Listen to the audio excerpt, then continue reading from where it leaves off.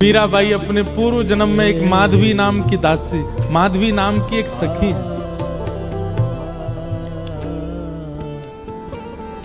ठाकुर जी एक दिन खेल रहे सब सखान के संग, और खेलते खेलते इतने में श्रीदामा भागन लगो। ठाकुर जी बोले, ए श्रीदामा कहां को जा रहे है? श्रीदामा बोलो, लाला ससुराल जा रहा हूं अपनी। ठाकुर जी बोले, नंदगाम सुनो, बरसानो सुनो, वृंदावन सुनो, गोकुल सुनो, जे ससुराल कौन सा गांव है भैया? श्रीदामा हंस के बोलो, लाला ससुराल गांव को नाम ना है। तो बोले, फिर कहा है ससुराल? बोले, जब ब्याह है जाए ना तो अपनो घर तो पीहर है और पत्नी को घर जो है का वो ससुराल है।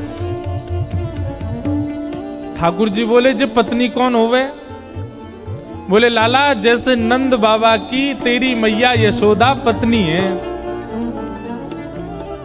ऐसे ही मेरा ब्याह है रो, मैं पत्नी लेवे जा रहा हूं, तो पत्नी के घर को ससुराल के में। ठाकुर जी गए श्रीदामा के पास, ओए श्रीदामा मेरो ससुराल कौन सो है? मेरे ससुराल को नाम बता। श्रीदाम बोलो, मुंह का पता तेरा ससुराल कौन सा? तेरी बहू जहां की होगी वही तेरा ससुराल। बोले, मेरी बहू कहां है? श्रीदामा बोलो, लाला मुझे मत पूछे, मैया तो जाके पूछ। ठाकुर जी तो आज पहुंच गए सुबेरे ते ही, और यशोदा मैया से जाकर के रोने लगे। मैया बोली, काय गुरो रा लाला? बोले, मैया तेने मुझे इतनी बड़ी बात छिपाई। मैया बोली, कहा छुपा दियो मैंने? बोले, तेने मेरी ससुराल को नाम ना बतायो आज तक। मैं 3.5 बरस को बूढ़ा है गो, अभी तक मुंह मेरी ससुराल ना पतो, और वो श्रीदामा अपनी ससुराल गए बहू लेवे। यशोदा मैया बोली, लाला तेरी संगत सुधारनी पड़ेगी, सबरे सखा तो दिन ब दिन बिगाड़ते जा रहे हैं। लाला तूने एक बड़ो है जा, तेरी ससुराल है जाएगी। ठाकुर जी बोले, बड़े कैसे हूं मैं? बोले, जब खुद दूध पीन लगेगो, खुद नहान लगेगो, खुद तैयार है जाएगो, घर के सब काम अन्य करन लगेगो, तू बड़ा हो जाएगो, तेरो ब्याह करा दूंगी। महाराज वही दिना ठाकुर जी गए, अपने सबरे पुराने लत्ता कपड़ा लेकर के आए, धोन लगे उन्हें, अपने आप दूध पीन लगे, अपने आप भोजन करन लगे, अपने आप ही उठ पटांग श्रृंगार करन लगे। शाम को बोले, मैया मैं बड़ो है गो, अब ब्याह करा दे मेरो। मैया बोली, वाह दिन में ही बड़ो है गो तू। मैया तो बोले, मैया देख तू बात ने मत बदले, बार बार मोते कह तू ऐसो कर तो ब्याह कराऊंगी, बड़ो है जा तो ब्याह कराऊंगी। अब सब काम मैंने कर दिए, घर के सब काम काज करन लगो मैं, देख अपनो श्रृंगार खुद करके आऊं, देख कैसो लग रहा हूं मैं। मैया बोली, ओठ वाली चीज आंखन में लगा के आयो, आंख वाली ओठन में लगा के आयो, यूं करो बड़ो है गो मैं। ठाकुर जी बोले, मैया मेरो ब्याह करा दे, नहीं तो श्रीदामा बहू लेके आ रहा हूं, बाकी बहू ले आऊंगा मैं, वही की बहू को ले आऊंगा, वही की ससुराल को अपनो बना लूंगा। तभी एक सखा दौड़ो दौड़ो आयो, बोले, ए लाला देख श्रीदामा बहू लेके आ गो। बहू को नाम सुनते ही ठाकुर जी तो मचल गए, लेके चल मुंह को जल्दी। मैया रोकन लगी, बोले, लाला ने सुधर के तो जा, कैसो बन के जा रहा है? ठाकुर जी तो दौड़े दौड़े गए, बोले, कहां ते आ रहे हो? बोले, वहां ते आ रही है, पालकी में बैठ के बाकी बहू आ रही है। ठाकुर जी पहुंच गए, बीच रास्ता में रोक ले, सबको कथा पता है। माधवी की मां ने पहले ही मना करके भेजा था कि बोले, तेरे सखा, तेरे पति जो श्रीदामा, उनके जो सखा कृष्ण है, उनको मुख मत दिखाइयो। ठाकुर जी पालकी में घुस गए, हाथ पांव जोड़ के कहने लगे, भाभी जी एक बार ने अपना मुख दिखाए दो, लेकिन माधवी ने नहीं दिखाया। अब देखो, भक्त नहीं चाह रहा है कि ठाकुर जी को मैं मुख दिखाऊं, पर ठाकुर जी तो देख रहे हैं ना। आप कितनों भी उनको देख लो, लेकिन आपके चित्त में भक्ति को संचार तभी होगी जब उनकी कटाक्ष आप पे पड़ेंगे। तो एक बात तो सिद्ध है कि यहां बैठे जितने भी हैं, एक बार भी यदि नाम के प्रति प्रेम आपके चित्त में बढ़ रहा है तो ठाकुर जी ने कभी तो देखे, भूल के ही सही देखे तो हैं हम, तभी हमारे चित्त में भाव उत्पन्न। ठाकुर जी कह रहे हैं देख ले, बड़े बड़े जोगी, बड़े बड़े तपस्वी, बड़े बड़े ध्यानी हमारे मुख को देखवे के काजे तड़पे, और हम तेरे सामने बैठे, तू हमें मोहना दिखा रही अपनो। माधवी ने मुख नहीं दिखाया। ठाकुर जी बोले ठीक है, तड़पेगी मुख को देखवे के काजे। माधवी बोली मोए ना तड़पनो, मेरे पास मेरो खसम है, वही देख लूंगी, तो मैं काई को देख लूं। ठाकुर जी बोले वचन दे के जा रहा हूं, तड़पेगी। जैसे छोटे से बालक कभी कभी बड़ी बड़ी बात करते हैं तो बड़े लोग उसको मजाक में लेते हैं, ऐसी माधवी ने भी मजाक में लिया, देखा ही नहीं ठाकुर जी को। लेकिन ब्रज वृंदावन में तो और कोई काम ही नहीं। या दो हने बहनने मथनो पलेपो प्रेंखे खनार भरुदितो क्षणमार जनादो। श्री शुकाचार्य जी वर्णन करते हैं वृंदावन में कैसी स्थिति है। गोपियां दोहन करती हैं तो घर घर घर जो दही की मथनी की आवाज आती है ना, उसी में ही कीर्तन करने लग जाती हैं। कृष्ण ऐसे, कृष्ण के नेत्र ऐसे, कृष्ण की नासिका ऐसी, कृष्ण के कान ऐसे, कृष्ण को मोर पिछ ऐसा, कृष्ण की पीतांबरी ऐसी, कृष्ण की भुजा ऐसी, कृष्ण के चरण ऐसे। कोई गोपी अपने घर में चौका लगा रही है और चौका में पोंछा की जो छर्र छर्र आवाज आवे, वही छर्र छर्र ध्वनि में ही कीर्तन करने लग जाए, कृष्ण ऐसे, कृष्ण ऐसे। इन सबकी बातें सुनकर के मीराबाई, माधवी को ऐसा लगता है कि इन सब से तो मैं श्रेष्ठ हूं, कम से कम अपने पति की ही हूं, इन सब की तरह तो नहीं। पूरे दिन उस कृष्ण की प्रशंसा करती रहती हैं। सब गोपियां माधवी से कहती हैं अभी तक तेरे सामने आयो ना आए और तेने अभी तक देखो ना आए। अरे या प्रेम को काम भावना ते मत देखियो, 3.5 वर्ष को 4 वर्ष को है, लेकिन वाक्य प्रति एक अलग ही प्रेम प्रकट है। जाए माधवी सबको ज्ञान देती है, बोले चाहे 3 वर्ष को 4 वर्ष को है तो अन्य पुरुष, क्यों उसकी बातें करती हो, क्यों उसकी ओर देखती हो। लेकिन 24 घंटे गोपियों के बीच में रहती माधवी को और कोई चर्चा ही नहीं सुनाई देती। सब केवल कृष्ण की बात करती हैं। जल भरती हैं तो बैठती हैं, तो भोजन बनाती हैं, तो बतियाती हैं, तो श्रृंगार करती हैं, तो हर समय कृष्ण कृष्ण कृष्ण कृष्ण। माधवी ने कुछ समय अकेले रहने का भी प्रण लिया, लेकिन अकेले रह नहीं सकती, जंगल है, कहां अकेली जावे, जाना पड़ता है उसको। अब यहां देखो, माधवी चाहती नहीं है ठाकुर जी के सन्मुख आना, वो चाहती नहीं चर्चा सुनना, लेकिन ठाकुर जी चाहते हैं ना। बस यही हमारी भक्ति का भाव है, ठाकुर जी बस चाह जाए हमारे लिए। अभी वो चाहे नहीं है, अभी तो प्रयास हमारी ओर से चल रहा है। जिस दिन उनका प्रयास हो गया, उस दिन हमारी भक्ति सार्थक हो जाएगी। और वो प्रयास हमारे लिए करें, उसी के लिए सब नियम है। अब तो माधवी 24 घंटा ठाकुर जी का नाम सुनती है। एक दिन रात में सोई तो अब कानों में कृष्ण कृष्ण कृष्ण कृष्ण गूंज रहा है, तो कान बंद करती, पता नहीं पूरे दिन इतना नाम सुनती हूं कि अब तो कानों में भी यही गूंजता है। कान बंद करके सोती है तो स्वप्न में कृष्ण ऐसे हैं। अब कृष्ण देखे नहीं है, लेकिन उसको श्याम वर्ण, पीली पीतांबरी, वंशी, मोर पिछ सब अनुभव होता है। उठ के बैठ जाती है, नेत्रों को मीटती है, क्या करूं मैं, नहीं चाहती है स्वप्न मुझे आवे। अब धीरे धीरे माधवी की स्थिति ऐसी होने लगी कि अब वो ना चाह करके भी कृष्णमयी ही हो गई है। रात्रि में सोती, अचानक उठ बैठती है, ऐसा लगता है मानो जैसे उसका हाथ पकड़ लिया हो। रात्रि में सोती, अचानक से मोगरा की सुगंधी आने लगती है, गुलाब की सुगंधी आने लगती है, उठ के बैठ के डर जाती है, कौन आ गया। अब तो स्थिति ऐसी हो गई कि आधी रात और माधवी को ऐसा लगता है कि भोर हो गई, और तुरंत उठ करके जल्दी जल्दी वस्त्र धारण करती है, मटका उठाती है और दौड़ करके जाती है। अरे विलंब है गयो, इतनी देर है गई, मैं अभी तक उठी नहीं, जबकि है आधी रात। दिन रात सब परिवर्तित हो गया।